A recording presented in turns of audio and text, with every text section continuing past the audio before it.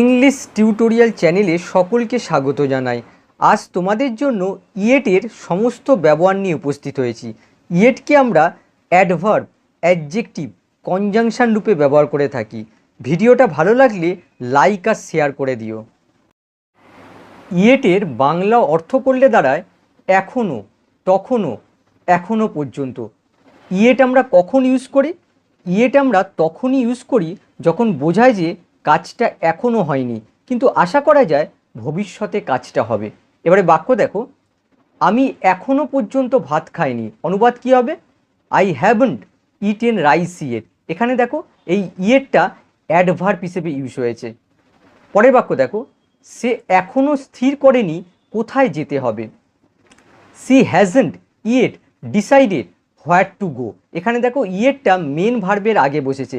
এখানে লক্ষ্য করো ইয়েট বাক্যের শেষে বসেছে, আবার এখানে দেখো মেন ভার্বের আগে বসেছে। সুতরাং দুই পজিশানেই এই ইয়েটকে ইউজ করা যায়। আর এখানে লক্ষ্য করো বাক্যগুলোতে দেখা যাচ্ছে কাজটা এখনও সংগঠিত হয়নি, কিন্তু আশা করা যায় ভবিষ্যতে কাজটা হবে। 3 নম্বর বাক্য দেখো, তুমি কি এখনও টাইটানিক সিনেমাটা দেখোনি? দেখো প্রশ্ন করা হচ্ছে। অনুবাদ কী হবে? Have you not seen the movie Titanic yet? এখানে দেখো ইয়েটটা বাক্যের শেষে বসেছে, অ্যাডভার্ব হিসেবে ইউজ হয়েছে। এবার পরের বাক্য দেখো, সে কি এখনো পর্যন্ত আধার কার্ডে নাম সংশোধন করেনি? দেখো এটাও প্রশ্ন করা হচ্ছে। Has E not yet corrected the name in the Aadhaar card? এখানে দেখো ইয়েটটা মেন ভার্বের আগে বসেছে, অ্যাডভার্ব হিসেবে ইউজ হয়েছে। দুই পজিশানই ইউজ করা যায়। প্রত্যেক ক্ষেত্রেই লক্ষ্য করছো যে ইয়েট নেগেটিভ বাক্যের সাথে ইউজ হয়েছে, তবে ইয়েট অ্যাফার্মেটিভ বাক্যের সাথে ইউজ হতে পারে। যেমন পরের বাক্যটা দেখো, সে কি এখনো পর্যন্ত তোমাকে কোনো মেসেজ পাঠিয়েছে? এটা দেখো ইন্টারোগেটিভ অ্যাফার্মেটিভ বাক্য। অনুবাদ কী হবে? Has he sent you any message yet? এখানে দেখো ইয়েটকে অ্যাফার্মেটিভ বাক্যের সাথে ইউজ করা হয়েছে। 6 নম্বর দেখো, বইটা এখনও ফেরত দেওয়া হয়নি। দেখো এটা প্যাসিভ বাক্য, বই কাউকে ফেরত দিচ্ছে না, বইটাকেই ফেরত দেওয়া হয়নি। সুতরাং এটা প্যাসিভে করতে হবে, প্রেজেন্ট পারফেক্টের প্যাসিভে করতে হবে। অনুবাদ কী হবে? The book has not yet bin returned. 7 নম্বর দেখো, রাস্তাটা এখনও পর্যন্ত মেরামত হয়নি। এটাও দেখো প্যাসিভ বাক্য। অনুবাদ কী হবে? The road has not been repaired yet. পরেরটা দেখো, তাকে কি এখনও পর্যন্ত গ্রেপ্তার করা হয়েছে? এটা দেখো ইন্টারোগেটিভ অ্যাফার্মেটিভ বাক্য। অনুবাদ কী হবে? Has E been arrested yet? এখানে একটা বিষয় বলে রাখি, ইয়েট আমরা ইউজ করি যখন বোঝায় কাজটা এখনও হয়নি।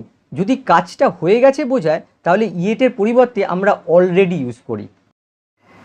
এবার দেখো বি ইয়েট টু, যার অর্থ হচ্ছে কাজটা করা এখনও বাকি আছে বা কাজটা এখনও করা হয়নি। এক্সাম্পল দেখো, আমার এখনও গল্পের বইটা পড়া বাকি আছে, বা আমার এখনও গল্পের বইটা পড়া হয়নি। অনুবাদ কী হবে? I am yet to read the story book. Structure লক্ষ্য করো, প্রথমে সাবজেক্ট বসাতে হবে, তারপরে বি ভার্ব বসাতে হবে, তারপরে ইয়েট টু বসাতে হবে, তারপরে ভার্বের ভি1 ফর্ম বসাতে হবে। বাক্যটা কী হলো? I am yet to read the story book. এই বাক্যটাকেই তোমরা এভাবেও লিখতে পারো, একই অর্থ দাঁড়াবে I have yet to read the story book. এখানে দেখো অ্যামের পরিবর্তে হ্যাভ ব্যবহার করা হয়েছে। আর মনে রাখবে এই দুটো বাক্যই ফর্মাল সিচুয়েশানে ব্যবহার করা হয়। আবার তোমরা এই বাক্যটাকেই আগের স্ট্রাকচার অনুযায়ী লিখতে পারো, এভাবে লিখতে পারো, I have not red the story book yet. দেখো আগের স্ট্রাকচারেও লিখতে পারো, বাক্যের অর্থ কিন্তু একই দাঁড়াবে। আশা করি বুঝতে পেরেছো। 2 নম্বর দেখো, তাদের এখনও সিদ্ধান্ত নেওয়ার বাকি আছে বা তারা এখনও সিদ্ধান্ত নেয়নি। অনুবাদ কী হবে? They are yet to make a decision. এই বাক্যটাকেই তোমরা এভাবে লিখতে পারো, they have yet to make a decision. আবার এভাবেও লিখতে পারো, they have not made a decision yet. 3ভাবেই লিখতে পারো। 3 নম্বর দেখো, তাদের তখনও লন্ডন যাওয়া বাকি ছিল বা তাদের তখনও লন্ডন যাওয়া হয়নি। দেখো পাস্টে রয়েছে। অনুবাদ কী হবে? They were yet to go to London. দেখো এটা পাস্টে রয়েছে, তার জন্য দেখো এখানে ওয়ার ব্যবহার করা হয়েছে। আবার এই বাক্যটাই তোমরা এভাবে লিখতে পারো, they had yet to go to London. 4 নম্বর দেখো, আমার তখনও পর্যন্ত বইটা পড়তে বাকি ছিল বা বইটা পড়া হয়নি। দেখো পাস্টের কথা বোঝাচ্ছে। অনুবাদ কী হবে? I was yet to read this book. দেখো পাস্টের কথা বোঝাচ্ছে, তার জন্য দেখো ওয়াজ ব্যবহার করা হয়েছে। আবার এই বাক্যটাই তোমরা এভাবে লিখতে পারো, I had yet to read this book. দেখো এখানে ওয়াজের পরিবর্তে হ্যাড ব্যবহার করা হয়েছে। 5 নম্বর দেখো, তাদেরকে এখনও খবর দেওয়া বাকি বা খবর দেওয়া হয়নি। দেখো বাক্যটা প্যাসিভে রয়েছে, সাবজেক্ট কাউকে খবর দেবে না, সাবজেক্টকেই খবর দেওয়া হয়নি। তার মানে সাবজেক্ট এখানে ডুয়ার নয়, সাবজেক্ট হচ্ছে রিসিভার, যার জন্য বাক্যটা আমাদের প্যাসিভে করতে হবে। তাহলে দেখো অনুবাদ হবে, they are yet to be inform. দেখো প্যাসিভে রয়েছে, স্ট্রাকচারটা দেখো, এখানে দেখো বি ভার্বের সঙ্গে ইয়েট টু ব্যবহার করা হয়েছে, তারপরে দেখো বি ব্যবহার করা হয়েছে, তারপরে দেখো ভার্বের পাস্ট পার্টিসিপল ফর্ম বসানো হয়েছে। এই বাক্যটা কি তোমরা এভাবে লিখতে পারো, they have yet to be informed. 6 নম্বর দেখো, গাড়িটা এখনও মেরামত করার বাকি বা এখনও মেরামত করা হয়নি। এখানেও দেখো সাবজেক্ট ডুয়ার নয়, রিসিভার, যার জন্য এই বাক্যটাকে আমাদের প্যাসিভে করতে হবে। তাহলে দেখো অনুবাদ হয়ে যাবে, the car is yet to be repair. এখানে দেখো প্যাসিভ স্ট্রাকচার ব্যবহার করা হয়েছে, ইয়েট টু এর সঙ্গে বি প্লাস ভার্বের পাস্ট পার্টিসিপল ফর্ম। আবার দেখো এই বাক্যটাকে আমরা এইভাবে লিখতে পারি, the car has yet to be repair. এখানে দেখো ইসের জায়গায় হ্যাজ ব্যবহার করা হয়েছে। 7 নম্বর দেখো, অনুষ্ঠানটা এখনও শুরু হতে বাকি বা এখনও শুরু হয়নি। একইভাবে দেখো এই বাক্যটাকে আমাদের প্যাসিভে করতে হবে। তাহলে দেখো অনুবাদ হয়ে যাবে, the programme is yet to be started. দেখো প্যাসিভ স্ট্রাকচার ব্যবহার করা হয়েছে। আবার দেখো এই বাক্যটাকে আমরা এভাবে লিখতে পারি, the programme has yet to be started. 8 নম্বর দেখো, অপরাধীকে এখনও গ্রেপ্তার করার বাকি আছে। এটাও দেখো প্যাসিভে আছে, অপরাধী কাউকে গ্রেপ্তার করবে না, অপরাধীকেই গ্রেপ্তার করা হবে। সুতরাং এই বাক্যটাকে প্যাসিভে করতে হবে। তাহলে অনুবাদ কী হবে, the criminal is yet to be arrested. দেখো প্যাসিভ স্ট্রাকচার ইউজ করা হয়েছে। আবার এভাবেও লেখা যায়, the criminal has yet to be arrested. 9 নম্বর দেখো, টাকাটা ফেরত দেওয়া তখনও বাকি ছিল। এটাও দেখো প্যাসিভে হবে, টাকাটা কে ফেরত দেবে সেটা উল্লেখ নেই, তার মানে প্যাসিভে করতে হবে। আর এটা দেখো পাস্টে রয়েছে, তাহলে অনুবাদ কী হবে, the money was yet to be return. আবার দেখো এই ওয়াসের পরিবর্তে তোমরা হ্যাডও ইউজ করতে পারো, এভাবে লিখতে পারো, the money had yet to be return.